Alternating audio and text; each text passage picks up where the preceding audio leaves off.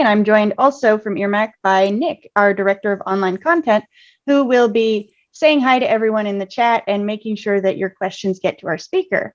Our speaker today is going to be Aisha Shah, but before I get around to doing the introductions, I'm going to just cover some house cleaning items.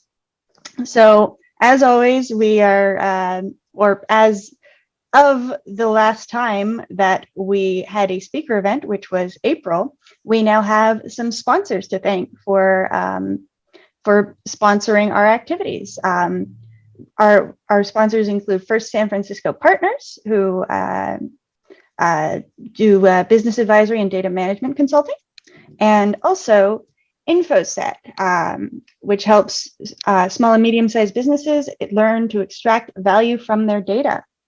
And you can see websites for both of those in the recording. And we also want to just let you know that you can find out more about our sponsors and other events we host on our website, which is earmac.ca. And then briefly, another housekeeping item. We have one of our, I guess, branch organizations under the DAMA umbrella. ARMA Canada is having a information conference from May 31st to June 2nd. And we will be adding registration links to the chat once I find those and send those to Nick. I'm not as prepared as I should have been, apologies. And we will also be sending out more information by email, including to our mailing list, including registration discounts. And you can find out more as well at armacanada.org. So with those out of the way, I'm happy to introduce our speaker for this month, Aisha Shah. Aisha is the founder and principal consultant of See Potential and provides human capital consulting, coaching, and senior executive search solution to her clients. Aisha's professional expertise includes people and culture strategy, analytics and insight, program design, change management, leadership role design, and talent acquisition, all delivered through the lens of equity, diversity, and inclusion. Aisha has a ton of experience and a ton of insight to bring to us on the topic of leveraging data and analytics to sharpen the competitive edge of human capital. Aisha, we're very excited to have you here, and we're going to pass it off to you now. Hi, everyone. Aisha here. It is so good to be here with you and to talk about people, culture, and data, something that I've lived and breathed for many years, but something that I'm very, very passionate about. And as the advances in machine learning, continue and AI continue, it's always the task of business leaders who are running businesses, and specifically the people and culture functions, to find ways to leverage the technology to continue to enhance the competitiveness of their business and the performance of their people. So I wanted to come and talk to you a little bit about what that world looks like. What are some of the opportunities? What are some of the challenges? And just have a dialogue with all of you and answer any of your questions, or learn something from you as well. So I'm going to share my screen with you because I have a little visual to go along with our presentation. So if you bear with me for a moment. There we go. All right. So I believe that my screen is visible now. Okay, so people are what drive businesses. Organizations spend a tremendous amount of time, effort, and resources to try to understand that magic that magic potion, that mix of things, whether it's leadership development, whether it is engagement surveys, whether it is competitive market benchmarking, to really figure out how to continue to motivate, engage, attract, and accelerate the performance of their people. In a world where things shift constantly, We need to respond very fast. Pandemic, is a great example of such a, I know it's an anomaly as well. It doesn't happen all the time, but it is one of those examples that translates well to the day-to-day of people and culture leaders, even outside of that extremity of an externality impacting the business. There's always a new competitor popping up. There's always new things emerging within the market, new products, new services, new things emerging within our own cultures. Diversity is a huge piece where we have a lot of different types of people right now. They're saying that there's 5 different generations in the workforce right now. So how do you leverage data, analytics, insights to continue to really refine and even shape the culture, to be more, ahead of the curve, to anticipate, to be the visionary leaders that we want to be at the helm of these organizations. So we're going to talk about, my way of thinking about this, being a people and culture person, is how do you blend the hard with the soft? And I'll talk to you about why that really matters as part of, really giving us the competitive edge. I'll talk to you a little bit about some of the challenges that we experience as well. And I'll talk about the possibilities. And for me, the possibility piece will run throughout the presentation. It's not just going to be one little blurb at the end. But we will talk about all of these things over the next, I would say, 20 to 30 minutes. I would ask that if you're watching this and if a question comes up based on something I share, please do not hesitate, ask me, interrupt. We have a team here that's actually going to be able to pull those questions and raise them. And I'd love to get to as many of the questions as I can, because I find conversations are always more interesting and exciting than just sitting back and listening to stuff. So please feel free to engage. In fact, I encourage you to do so. So before I get started, I'm going to show you this visual. Now, obviously, this is sort of how the world sees the left and the right brain. And I want you to take a moment, it's a reflection moment, is to kind of go and say, what do I really believe about left and right brainness? And do I identify as someone who's more left brain than right? I'll give you a minute to think about that. And based on how you identify yourself, how do you see the other camp? If you're a right brain person, how do you see the left brain people? Do you find them to be too structured? Do you find them to be, very attached to numbers and mathematics? And left brain people, do you find the right brain people to be not very structured? A little bit more creative and not systematic? Do you find them to be more touchy-feely than fact-based? I'll leave you with that for a couple of seconds just to kind of reflect on that.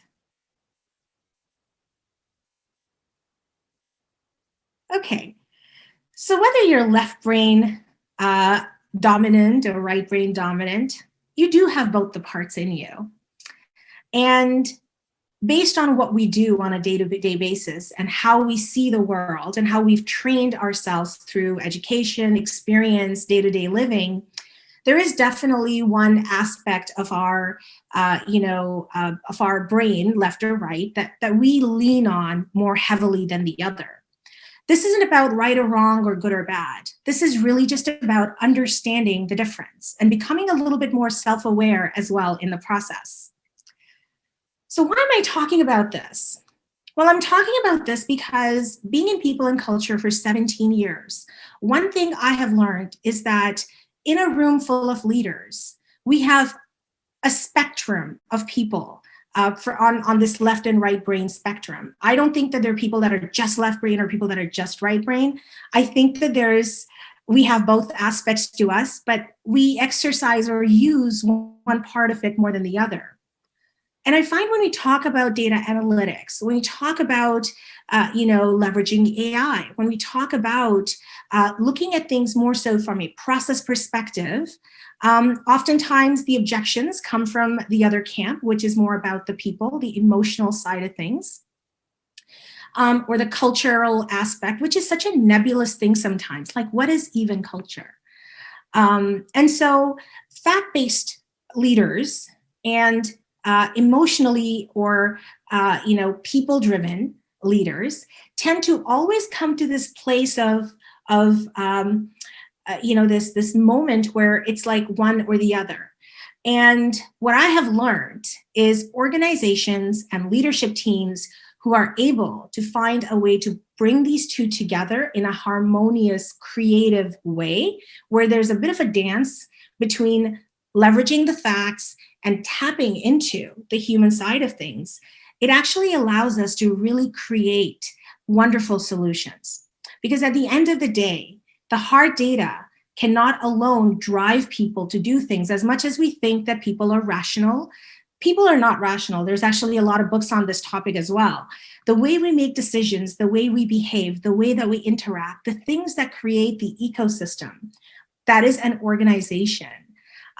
It's not fact-based. You can draw facts from it, but it's not always fact-based. It's all about interactions. It's all about perceptions. It is all about relationships. So what I want to do and what I try to do as part of my consulting and my coaching practice is I help leaders and organizations find that harmony and that balance through my consulting work. And I think there's a place for both, and that's what we're going to talk about. So why do I want to talk about this? Aisha. Yes. I think this is a really interesting and fascinating idea, especially the concept of balancing between both sides of the parties. But I also think that it makes me think of, isn't it also a really useful tool to just know where an individual's shortcomings might be in that regard? I know that generally speaking, I'm a more analytical person. When I see a big amount of data, my first thought is, how do we get it into a spreadsheet to organize it better? But acknowledging that that's how I think about things, and that I'm therefore not quite thinking of the creative side right away, might help me to better prioritize or try and stretch those muscles that I don't always use, maybe. Absolutely. That's such a good point, Nick. Thank you for raising that. And that's the whole reason why I was even saying that we have both of these parts within us. This isn't about this or the other.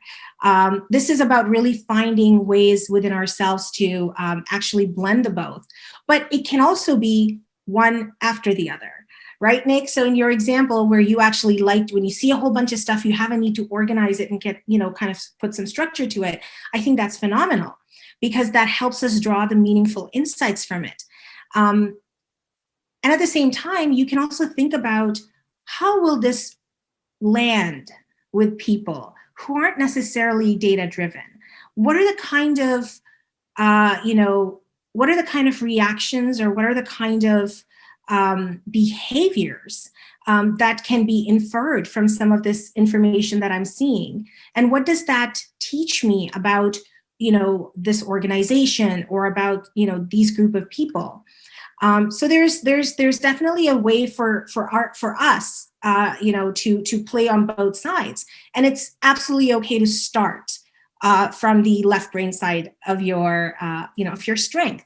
And there's actually a lot of, so when we think about leadership development or interpersonal effectiveness, one of the things that always comes up is, we have spent so much time telling people to really look at their shortcomings that we oftentimes forget to really help them play off of and leverage their strengths. So sometimes it's also about saying, hey, I'm great at doing this, but I need to partner with someone who actually has this other way of looking at things, And that will bring the whole picture together. So that tends to be my approach is, I will always advise leaders, if they're very strong analytically, to have people within their teams or even within their peer group that tend to have complementary skills.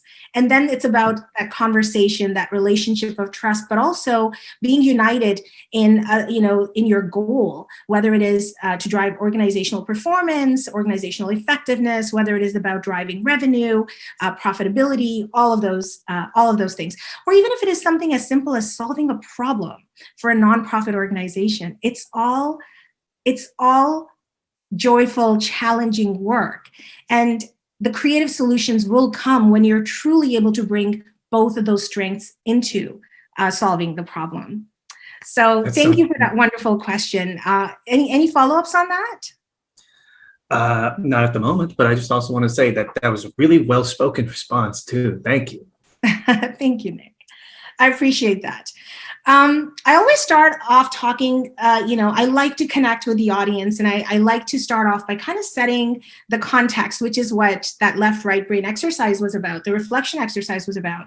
But I also want to spend a few minutes talking to you a little bit about myself. You can find me on LinkedIn, Aisha Shah, the way that it is written in the description of the event. But I want to tell you the story about this entity, this person that is me, Aisha. Every time I've done psychometric tests, the ones that kind of tell you what your strengths are, and as a leader within organizations, also somebody that does people and culture work, I get to do a lot of these assessments. I get to work with different vendors who actually specialize in creating those tools and helping organizations with them, with those frameworks. And so I've done so many of them. Myers-Briggs, there's a lot of custom Pathfinder, there's just so many of them out there. And every organization uses some version of it, and it's great to have that language. But before I had that awareness of the fact that, these tests exist and how to use that information, I found myself within myself very conflicted, almost like at conflict with myself, because I have this ability to be very analytical. I love numbers. I love structure. I love giving structure to things. And at the same time, I have a great deal of empathic qualities within me, which are very much about other people, which are very much about, empathy, which are very much about recognizing emotions and helping people kind of navigate those situations. And so to be as analytical as I am, and to be as empathic that I am, as people-focused as I am, it was always a conflict.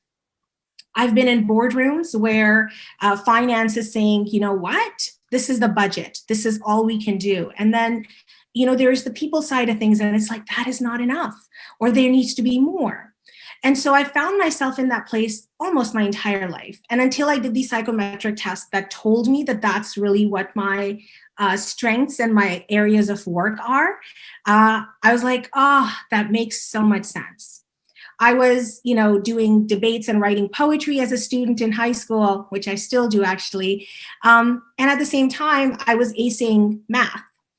Funny anecdote, I grew up in the Middle East. I have four brothers, and my dad was very much an advocate of education. And so I once got 96 out of 100 in a math test.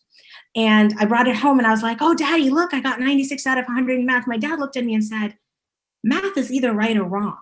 How do you manage to lose 4 points? I share this story just as a joke because it plays off of that stereotype of Asian parents who are just like, 96 out of 100, how did you lose 4 points? Not, oh my God, you got 96. Anyways, it's just a little anecdote from my life. But I loved math. I loved the structure. I was able to understand it. And I was also very much a feeling person. Poetry, understanding what's really happening in a room based on how people are showing up. And what started off as a conflict and as a burden, because it did sometimes cause me to actually get stuck in places like, how do you make decisions? How do you facilitate that for yourself? And how do you really move forward? And so those conflicts that I now hear in the boardrooms that I help navigate, and finding solutions for, and coming up with creative ways forward for, it actually started off as an inner conflict within myself of the reality, the objectivity, and the subjectivity, the humanness and the values of relationship and people, and the importance of really recognizing objectively what is truly happening on the ground. What are the problems? What are the limits? And so that's a little bit about me. I started my consulting, my career in consulting and business process outsourcing. I have worked for the likes of Aon Hewitt and Warner Chappell, and in the areas of, consulting in the total reward side. And total rewards is an interesting space because you can't get away from numbers. You have to get benchmark information. You have to find ways to use that to create design. And so it's in that taking the data and doing the design work and talking to clients that I was actually starting to find a way to bring those two pieces together. So the truth of the matter is our world right now already functions as a collaboration between the people and the data and the analytics side of things. So what does that mean for us in terms of, organizations, in terms of analytics? How can we take that and what's the influence of that or the importance and significance of that in an organization? Well, people and culture analytics really, come in various spaces within the organization, whether it's coming from the talent side of things, which has to do with the individual's performance, or whether it's coming from the diversity and inclusion lens to say what kind of diversity of thought, experience, knowledge, and also, visually, what kind of diversity do we have? And how do we really capitalize on that? Because a lot of the organizations have, especially large organizations, have an amazing amount of talent. We as organizations, people and culture leaders spend a tremendous amount of time trying to understand who are our people? What are our people doing? What have they done before they came into our organization? And how can we best create an environment, so the culture, that allows them to perform at their best? And how do we engage them and retain them for the sustained performance, but also help them grow in areas that are actually going to help them deliver more value for us as a business, but also fulfill them, because fulfillment is part of being able to retain them. So in that little snippet, I talked about various types of data and analytics that can be very helpful in us understanding that. Most of the organizations have talent pipelines. We go through manual work right now in many situations to identify who are these high potential people that we want to, invest in. What do they know? What do they not know? And then also scanning the market to say, what do we need to get our people ready in terms of training, knowledge, and experience, so that as the world shifts, as the skills evolve, that we can retain the organizational knowledge that these people have, at the same time upskill them so that they're able to kind of grow with the business. Over the past, I would say, decade, we've talked a lot about the future of work and what it means in terms of, talent acquisition, talent retention, and what it means for performance for our people within organizations. I think data and analytics have a massive place in that space to help HR and business leaders to figure out what are the jobs and how are they going to evolve? What are the skills? For example, we know the digital skills really disrupted the information technology and the marketing space in the last decade. Almost every business I've worked for went from having a traditional marketing team to now hiring, having these digital labs and hiring these people who come equipped with digital skills. How do you identify that, ahead of time? How do you know what's the right way to pay them? It's a hot skill. There is more demand than there is supply in the market. So all of those problems that businesses are experiencing, they need solutions. And those solutions can't come from the gut. These solutions require actual knowledge and scanning of the market. It requires research. It requires input from within your organization and from outside of the organization as well. The second piece is connection. I'm not sure how many of you have been part of engagement surveys that organizations conduct. Organizations spend sometimes annually a lot of time, effort, and money to understand the relationship that the people within the organization have.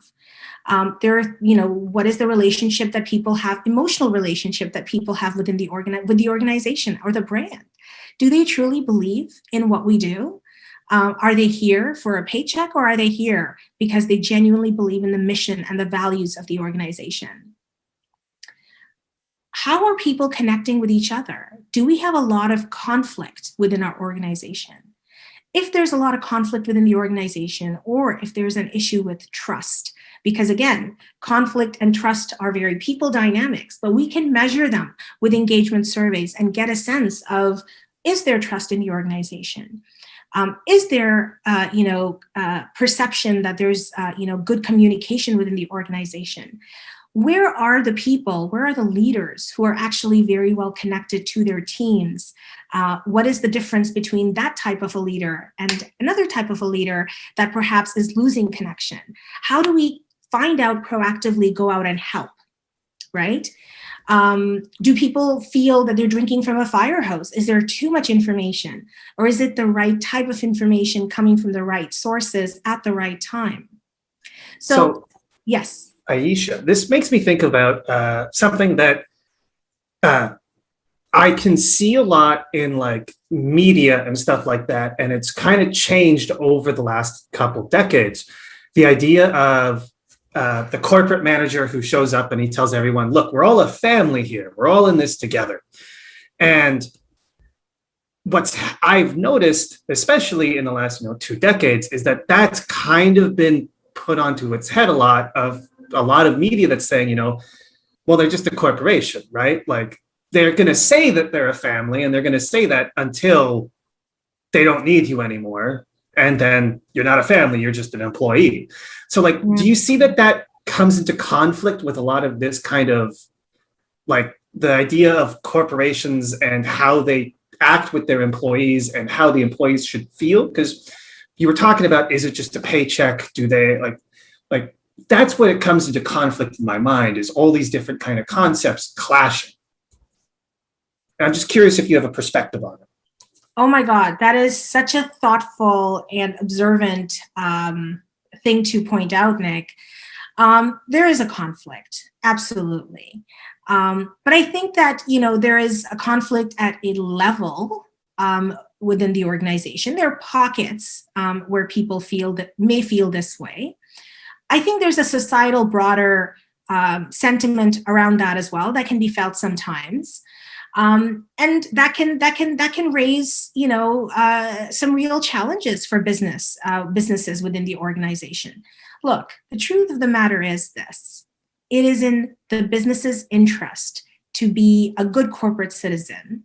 It is in the business's interest to foster a supportive environment, an inclusive culture, addressing the needs of their employees proactively, whether they are the needs to belong and to fit in and to be able to show up as they are, to be able to accept the different levels of commitment that people will have to the organization and to the cause. And it's also recognizing the kind of people that are aligned in their mission and values and what it is that they're seeking for their own personal fulfillment, or in terms of just the practicalities of we all need to participate in the society in some way to be able to, make our contribution and then take home the reward of our contribution, which is often in form of a paycheck and recognition and other, benefits that, could be the community that we have through our workplace. Some organizations, if you look at some of the larger organizations that have very strong talent brands, they tend to have talent communities where they stay in touch with people that have worked with them in the past with no agenda other than just, it's good to know good people. And it's also their communities are expanding. They're always trying to bring in more people. Yes, there's a practical piece. Absolutely. When I need, in an HR department or in a business, when I need somebody with XY skill set, I want to be able to go and find that person. It is advantageous for me to be able to have that relationship, but it's also advantageous for people because it lends them opportunities to work with different people, to to try different experiences, different environments, to see what really resonates for them. Engagement surveys are actually interesting for that because when you get the results, you see the pockets of the organization that are struggling. Sometimes it is a function of leadership. Sometimes it is externalities, meaning it's just the nature of work. Think about businesses that run literally on the backs of minimum wage employees, right? So there is something in that as well, where you will see certain trends, certain problems, certain strengths in one sector, industry, and you will see a whole different set of problems or different facet of the same problem in a different environment. So all those things really do matter. And the idea, bigger picture idea is find the people who want what you can offer them. Once you have them, make sure you know what's important to them. Make sure what's working, make sure you know what's not working. And at the same time, do that with the filter of that we are a business or we are a nonprofit.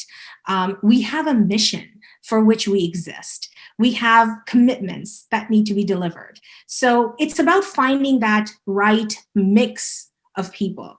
You can't run an organization with everyone that is a superstar. We see teams like that. There tends to be a lot of storming before there is, norming and performing. And you can also not have, a team just of B players, because then there will be no innovation. You will get disrupted from the outside.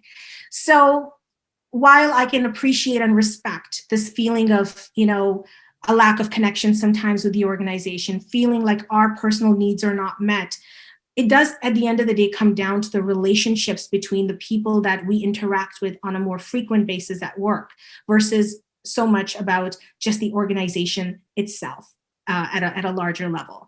So the culture piece is important, how we communicate, how we connect, how we stay connected, how we, there has to be authenticity in that.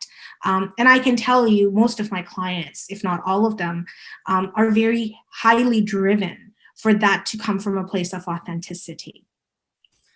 And I think for the people that are out in the job market or people that are in organizations right now where they're starting to feel like, oh, perhaps this, I'm starting to lose my passion, or, look, I lost my job when the pandemic hit.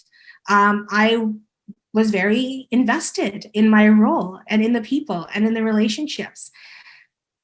And I also understand that it was a hard decision to make when the pandemic hit and the business was bleeding money. So there are things, it's easy to want to find things and people to blame, but it's also recognizing, and this is what I think the strength we get as individuals, being able to balance our emotional and our objective side. And it's a huge part of leadership development, by the way. The work that I do on the leadership development side is really helping people see the full big picture. In fact, I'm actually just in the process of finishing writing my book. It's called The Mindset Prism, and it comes out in fall. And a lot of time in my book is spent on talking about being able to see things more fully, as opposed to being able to see them only through the lens of my personal experience.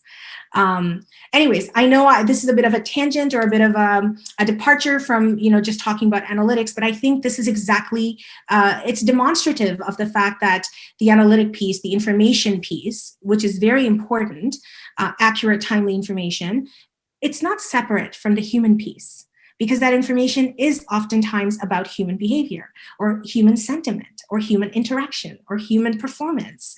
And so they are very much intertwined. And, when you're able to hold the complexity, when you're within as an individual, as a leader, but also as a collective organization and the way that you make decisions for your business, you can definitely, be one of those employers that have cracked that code, where they do have, loyalty, and they have strong connections and relationships within the organization, but a network that extends beyond the people that are just within the organization today.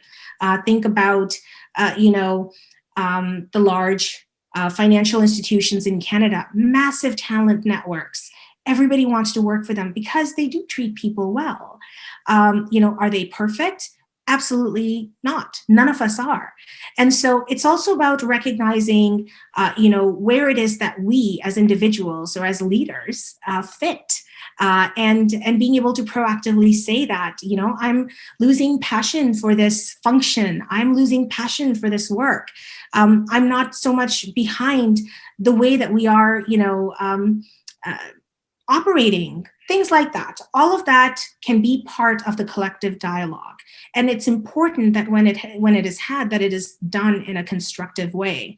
And that's where organizations want to know what are the strengths of their people, so we can actually craft learning and experiential experiences to help individuals also grow.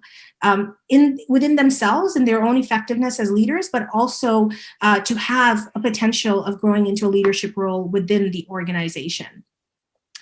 And all of this together really helps us really figure out, because we can't do everything, right? You go into a board meeting, you have to come up with things that are important. You have to come up with things that are going to be the most effective in solving the biggest problems, or helping, get us the biggest competitive edge, like really help us differentiate in the market. So we have to prioritize what are those key actions that we need to take. And then the process sort of is it's like a repetitive cycle. So you do that once, and you get on a path, and then you continue to monitor, you continue to measure, and then you also, retest or reassess, get more information, see what's working, see what's not working, and then tweak it. That's how all creative solutions happen.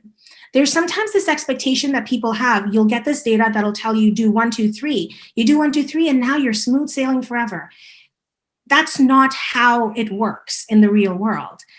Data that's relevant today, actions that you need to take today, will shift over time. If you're not disrupted from externalities, meaning things that are happening outside in the world and not necessarily within the business, within the organization, within the business units, you're still subject to those externalities. So you almost always have to keep this as an ongoing cycle. I think that successful people and culture functions have figured out what are the metrics that matter for our business. And by the way, every business, there's about 40, 50 people and culture metrics that are out there that show up on various dashboards that your vendor partners will deliver for you, whether it's your HR information technology system, whether it is your external vendor for benefits or wellness type of information, whether it's just engagement survey. You have a variety of sources of information, and they all deliver different pieces to you. You can have a dashboard. You can know what are those things that matter, but your dashboards are also works in progress, meaning what you need to measure today may need to get elevated or evolve into the next version in a few years. And so it's a journey as well. I think it's important to know that analytics in the people and culture space, like everywhere else, is a journey. And so to be able to engage with it in that way as well. Yeah, I think you said maybe this is a tangent, but if it is, then it's a damn fascinating tangent. And I thank you so much for going on it, because that was amazing. Thank you. Yeah, no, Nick, honestly, I love these conversations because I recognize that the audience is diverse. There are folks that are thinking about it from a personal experience standpoint. There are folks that are thinking about it in the context of how they have experienced their workplaces. And there are leaders that are thinking about how, they're problem solving right now. And so I'm very open and willing to go anywhere because it is all connected. So thank you for the wonderful question. So I have what I've said all along, which is that when you're able to combine the objective with the human, what comes out is brilliance. What comes out is a spark of magic. I think all creative solutions come from blending the hard with the soft. And that was really the point here. There's a story I like to tell. I worked for an organization, and obviously for, to ensure the privacy of that organization, I'm not naming names. There's an organization that operates in a relatively smaller part of our Canadian geography. And they're always under scrutiny because they're one of the largest employers in that geography. And of course, there's other, we talk about externalities. Well, one of the externalities that particular business has is managing relationship with regulators, but also managing relationship with local, labor organizations, or even local governments, just because of the regulatory component. And just because that's how sometimes smaller geographies work. They're very integrated and connected within the community. And so this organization cares about their people. They try always to do the right thing. And, they want to do what every other HR department's doing, which is going out and finding out how are their employees feeling? What should they be doing? The regular day-to-day, people are getting paid, people are getting hired. We've got all that letters and paperwork and everything in place. But what's the temperature? How are employees feeling? Do they like working here? Because we're constantly hiring people, which isn't scary because this is the line of work where people, it's, some of it is seasonal. And so you do see the churn.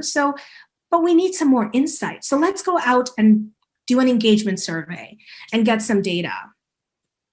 Lo and behold, they went and did an engagement survey. And the results were, I guess it was a time of when they did it. It was, the economy was after 2008. The economy was not doing that great. Some of the smaller geographies were more impacted from an employment level and perspective. And so the results were quite disappointing. And disappointing in a way that really was the business and the leadership team was like, kind of the human side of them was gutted, and the business side of them was, and the leader side of them was, resolved to making positive changes.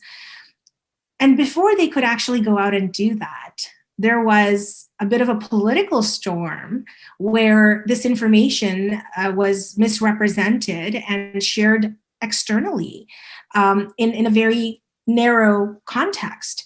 And it resulted in quite a bit of, a dialogue and one that was very challenging, that was not expected. And so the organization for a while just decided that perhaps trying to get information was not the best way, or doing an engagement survey was not the best way for them to go out and get this information, and that there are other ways of listening. And so they went on that journey. They took that journey of listening in different ways, responding to what they heard, until they were able to kind of work through and establish trust within the organization. And then we repeated this after many, many years. And we were able to get meaningful information. And with that information, we were actually able to really make a difference in the culture, in the trust, in the communication, but also we were able to get information about how some of our programs were doing. And we learned that some of the programs that we were really relying on to help support our employees were no longer feeling sufficient with all the changes that had happened. So it was a very sobering experience.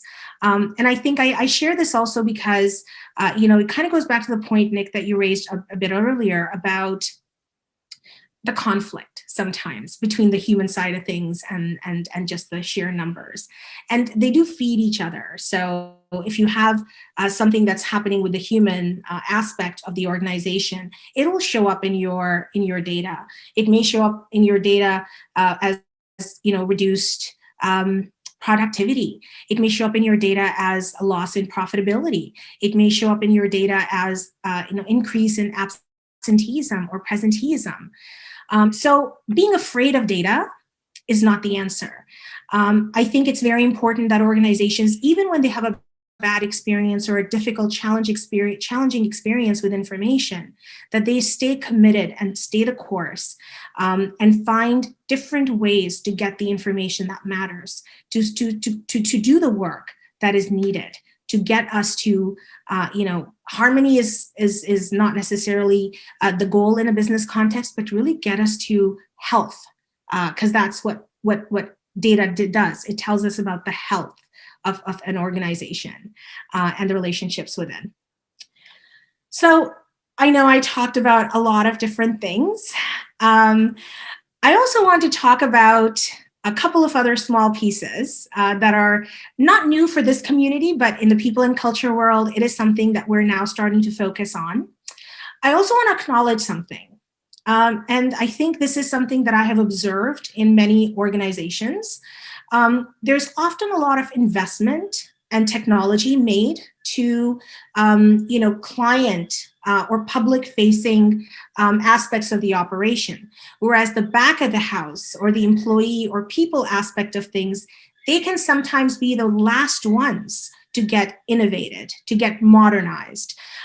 Because back house operations, they're working, so investing in them is often not the top priority. It's a priority, but not the top priority. And so you'll notice that a lot of organizations right now on the people and culture side of things are now starting to really get into an integrated mobile solutions approach to delivering an employee experience and throughout the employee's life cycle. So everything from being able to interview on your phone to being able to apply for jobs, apply for do your onboarding, get your bite-sized training that you need to have before you show up for your first shift, to actually organizations like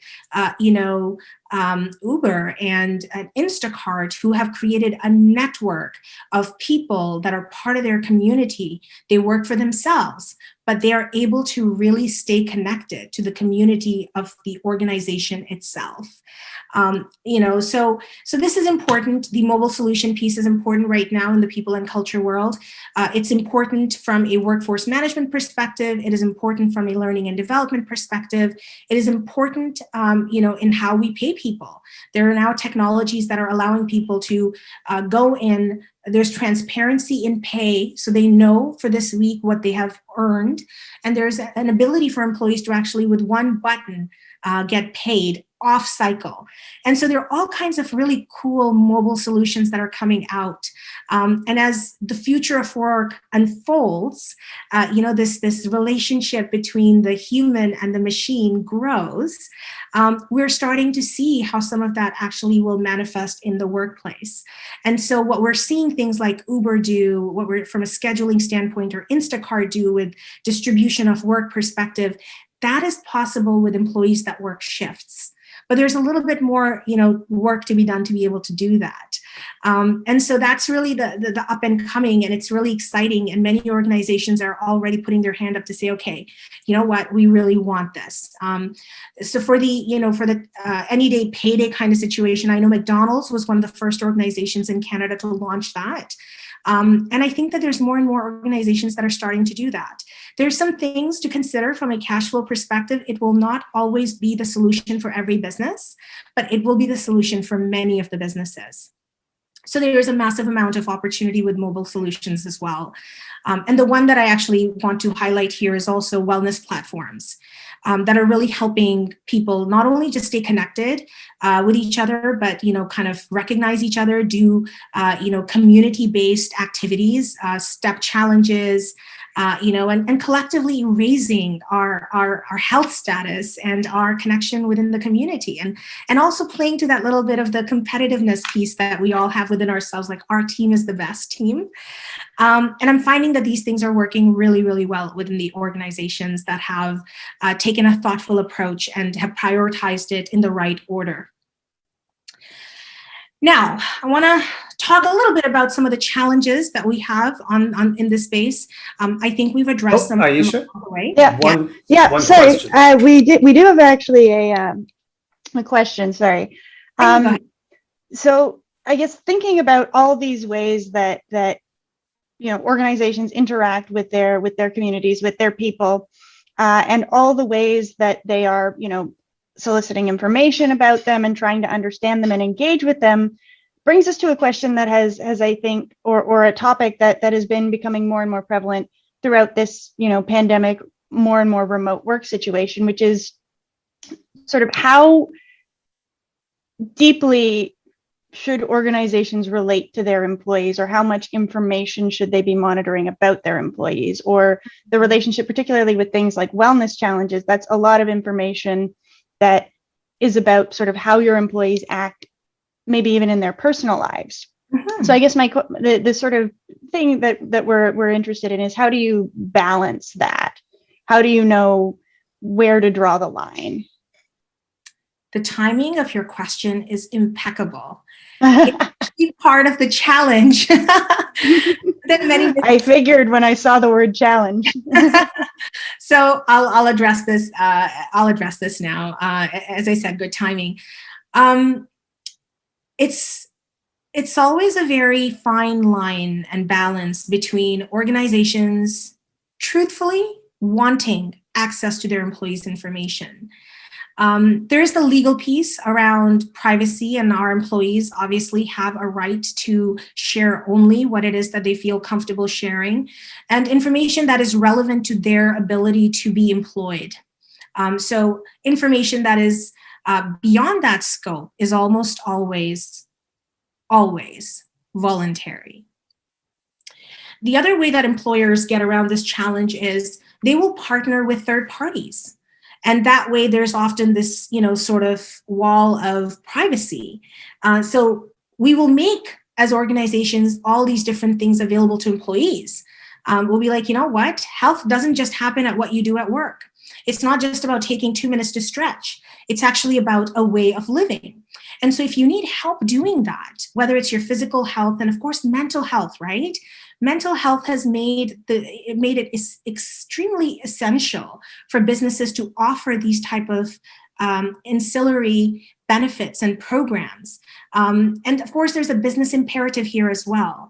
We were noticing that the collective health of Canadians, as it was declining, we were noticing, more spend for organizations in benefit space, more lost time. People are not able to work because they're not healthy, or they're on life-sustaining medication. That's collective information. That's a trend. Businesses don't have an interest or even the ability to be able to drill down to an individual level to have that information about a person or a group of people. Anytime this information is requested, employees should know that they have the option to not opt into some of these wellness programs. And when you do, or if you do, you have a right to know how your information is being collected, how your information is being shared. And most of these providers will actually tell you that everything we connect about, everything that you put into your system or your wearable data, because I have a wearable as well, that data is only being used to provide you with these wellness services. None of this information is shared back to your employer, and it's actually held with a third party.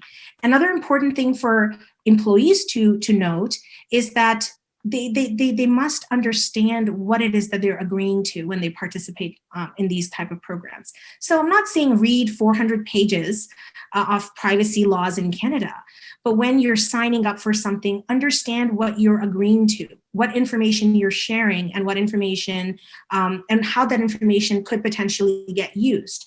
And there's often an option to consent to sharing that information with affiliates and partners of these organizations that offer these services. And you can actually opt out of that. So you can say, you know what, I don't want to share my data like that. I just want it to be for the purpose of me using this. And that is sufficient. So it is an ongoing challenge. It is something that businesses talk about because it makes businesses vulnerable. When they have information, that they don't necessarily need for the employment relationship, it's time, it's expense to acquire that information, and then it's a legal risk to have it at hand and to potentially use it. So in my experience, organizations are very disciplined about that. There is always a likelihood of things going in an unintended way. So it helps for both employees and employers to be diligent about this. Is that helpful? I found it helpful as well. Yeah, as well. There's a lot to talk about in that space, I think. Absolutely. And I'm not an expert in privacy, so I do not pretend to be one. I think I should be listening to some expert talk about that. But to close us off, because I'm mindful of time, I'm just so grateful to actually come here and to have this conversation with all of you, to be able to share some of the experiences that I have, and to kind of paint the landscape. And if I was to leave you with a nugget, it is this. We all have the ability to see things from various perspectives. It may be my go-to to want to see things in a structured way, but I can also see when someone is unhappy, and so can you. So I encourage you to acknowledge what your go-to way of thinking about things is, what your preferred way to communicate is, what your preferred way to engage with is within an organizational context, as an individual, but also as a leader, and become a part of the people that are doing the work to creating a cohesive culture, one that is attentive, one that is responsive, one that is proactive, and one that is aligned in its values and in its mission. And I think that that's a very empowering place to be, and information is the backbone of that infrastructure. The one challenge that I did not talk about is integration. So there's a lot of standalone things, and what we really need right now is more and more things to be integrated and work with each other as opposed to silos. And so that breaking the silos and working together applies to how we work ourselves with other people, and how we actually approach problems, and how we look to solve them within organizations. Thank you for having me. If you'd like to get in touch, you can find me on LinkedIn. It is Aisha Shah, and I look forward to future conversations. Yeah, thank you so much for this, Aisha. This has been an incredibly interesting and incredibly in-depth exploration of all of the sort of various ways that organizations can engage with their community of employees, and can work to integrate with those different styles, work to integrate different styles and different approaches. That has been really interesting. So thank you very much for this. And yeah. And we will make you guys do, bringing together people that are really changing the way people acquire information and use information, and get creative with it. It's great. Thank you. I'll say the only sad thing I am is that we can't keep talking about this stuff for like another 30 minutes because, my goodness, there's so many other little things I want to ask. But yeah, thank you so much. Absolutely. Yeah, I absolutely second that. Yeah. Yeah, thank you so much. And hopefully we will have an opportunity to continue this conversation at some point. It has been very interesting. Yeah. Thank you. And thank you everyone who came out and attended.